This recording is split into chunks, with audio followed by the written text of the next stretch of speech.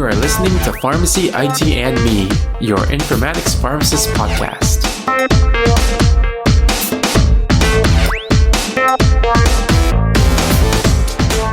Today is Friday, April 12th, 2019, and welcome to another episode of Last Week in Health IT. And as with every episode, we start off this one stating that the intended audience for this episode is everybody. Hope you guys are doing well, and we actually had quite a number of articles this week that happened in health IT, so let's just get right into it. So the first piece of news items is healthcare organizations are boosting spending on predictive analytics as they start to prove a lot of their worth. So I guess one of the things is, what is predictive analytics? So predictive analytics is a branch of advanced analytics, and it's used to make predictions about the unknown future events. And predictive analytics, they use a lot of things like data mining, statistics, modeling, machine learning, and artificial intelligence, which includes machine learning. They use it to analyze current data to make predictions about the future. And then it uses a number of predictive modeling and analytic techniques to kind of bring together the management and the information technology and modeling business process to make predictions about it. So this is a pretty significant thing. There's the use of predictive analytics among payers and providers has seen about a 13-point increase from 47% to 2018 to 60% in 2019. And this is based on a new survey from the Society of Actuaries. It's kind of really great to see that predictive analytics is making a large wave, and it makes sense because the executives are finding that the outcomes are aligning with what the goals are for the organizations they're part of. And with this increased funding, we're probably going to be seeing an evolution of predictive analytics and just going to be seeing a large improvement overall. All right, so the next news item isn't really a news item per se, but it's mostly about how Epic and Cerner are describing their interoperability features. So Epic, they're stating that it's supporting interoperability in 4 ways. So what they're saying is that there's a shared instance, and what that means is there's a community connect function, so it allows Epic to share its instance with other providers in the community. So the patient's record is on one shared database. So if there's other communities that are also using Epic, then it's all shared within each other in that community. The other thing is WebLink. So that's the second way that they're supporting interoperability, and this means community providers can access the chart through a portal, and they can follow the patient's care across the entire health system. So this includes scheduling appointments, it includes placing orders, setting notes and referrals, things like that. The other part is pushing and pulling. So pushing and pulling interoperability is more of like a request for information instead of actually having the information readily available. So this is where if a patient shows up at a health system that's using Epic, and then they want to be able to see where other places that this patient has gone to that has Epic, they have to send the request out, and then within maybe a few hours, few days or so, they'll receive that information from those other organizations so that they can see those records. So that's kind of a push-pull interoperability. And then there's also direct messaging, which is a subset of push and pull interoperability. And this is where they can send standardized clinical documentation architectures from one organization to another. So Cerner, though, they're a little bit more direct in the interoperability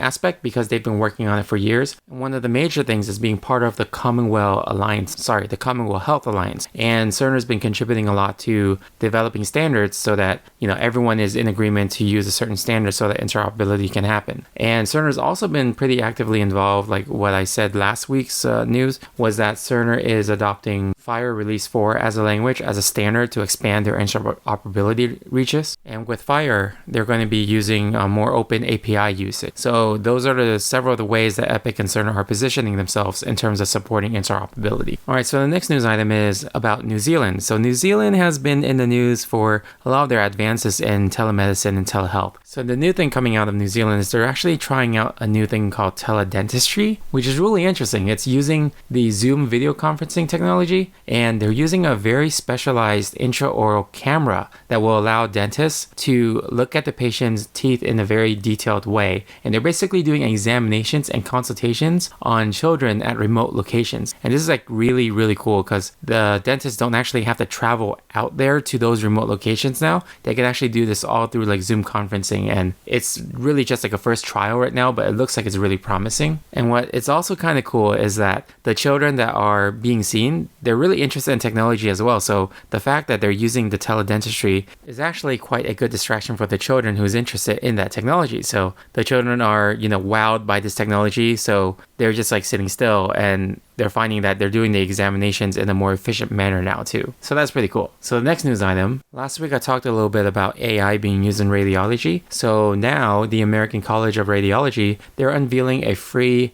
artificial intelligence software development platform. So that's really cool too, to go hand in hand with like the previous announcements of using AI more in the radiology and interventional radiology environment. So the company is called AI Lab, and it's really cool because this company is allowing the radiologists at the local organizations or health systems to use their software and develop their own AI algorithms for their own facilities. And it uses their own data, and it engineers everything behind their own institutional firewalls. So that's really cool too. It's an open, vendor-neutral framework, so it allows people to also learn about AI in the radiology environment, and then also contribute data sets, share algorithms, and develop and evaluate different models. All right, so the next news item actually deals with cybersecurity. So we all know that healthcare environments, healthcare systems, hospitals, all of that is very prone to being a victim of cybersecurity threats. So what's been happening is that Microsoft, MasterCard, and Workday, they announced that they're going to be working together on a new initiative. It's called the Cybersecurity Talent Initiative. And the U.S. Department of Human Health Services and 10 other federal agencies are going to be participants. So what's really cool about this is that people who are in school right now, like undergraduates or graduates, they're going through a computer science degree, or they're going through engineering or information systems, they're going to be basically qualified, if they're chosen, to be guaranteed for a 2-year placement at a federal agency for these positions of info security. So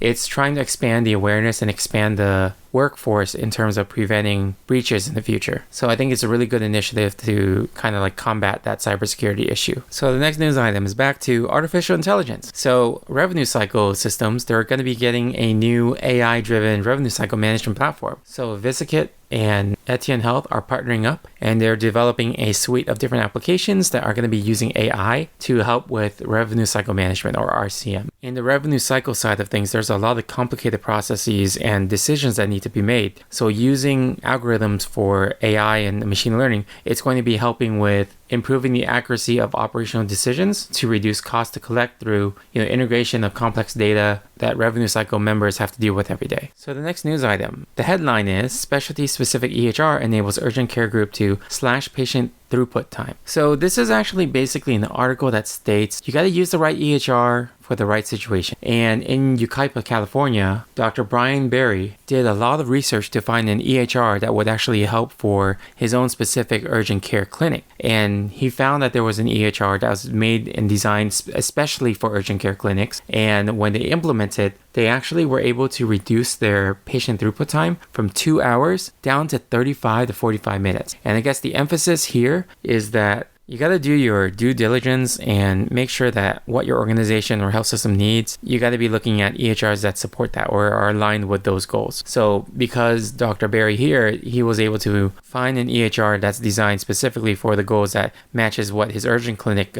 is actually trying to reach for, then they were able to go with that and find very rewarding results from it. So the next news item is pretty interesting. It's the headline is the FBI and Department of Justice, they bust 24 people in a $1.2 billion telemedicine fraud scheme. So from my understanding, it seems like there were call centers in the Philippines, different areas of Philippines and Latin America that pretty much did an international telemarketing scam. And they tried to target elderly and disabled patients and try to upsell them on free or low cost durable medical equipment braces, regardless of whether they needed it or not. And all of the money that they were able to retrieve through this trickery, they were able to push those through shell corporations and then use them to purchase expensive things like, automobiles, yachts, and real estate in the U.S. and abroad as well. So yeah, they are being charged with running a complex, multi-layered scheme to defraud Medicare system and avoid detection by government regulators. So that is pretty insane to hear. All right, so the last news I might have is community health systems are now announcing that they are partnering with Apple Health Records for an app on the iPhone that allows access to 100 CHS affiliated hospitals. So,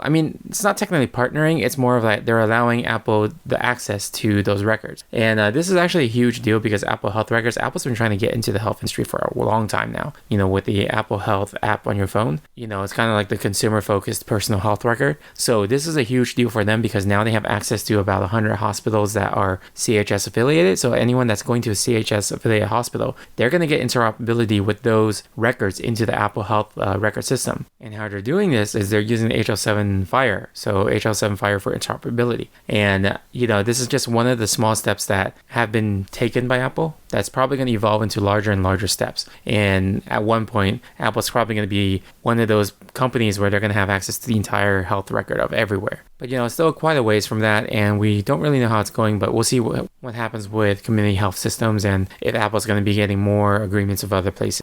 So before we go, if you'd like to hear more news on healthcare IT, you can check out great curated articles at healthcareitnews.com. That's actually where I go for daily healthcare IT news to keep myself updated on what's going on in that world. But if you guys like this podcast, you guys can subscribe and rate us on iTunes, Stitcher, Google Play, or any of your other favorite podcasting services. You can also follow us on social media on Twitter or Facebook at PharmacyITme, or on Instagram at PharmacyInformatics, or you can send me an email at tony@pharmacyitme.com. You can also visit our website, pharmacyitme.com, for any podcast updates or occasional blog posts. And one more thing is I wanted to plug a great networking opportunity called Pharmacist Connect. If you are familiar with Slack workspaces, think of Pharmacist Connect as a large vet that went through Slack. And I've met some great colleagues on it, and there's even an informatics space on there too. You can find out more by visiting pharmacistconnect.com, which is PharmacyIsconnect.com. Thank you again for listening, and I'll see you on the next episode of Pharmacy IT and Me. And remember, technology is a tool, patient care is the goal.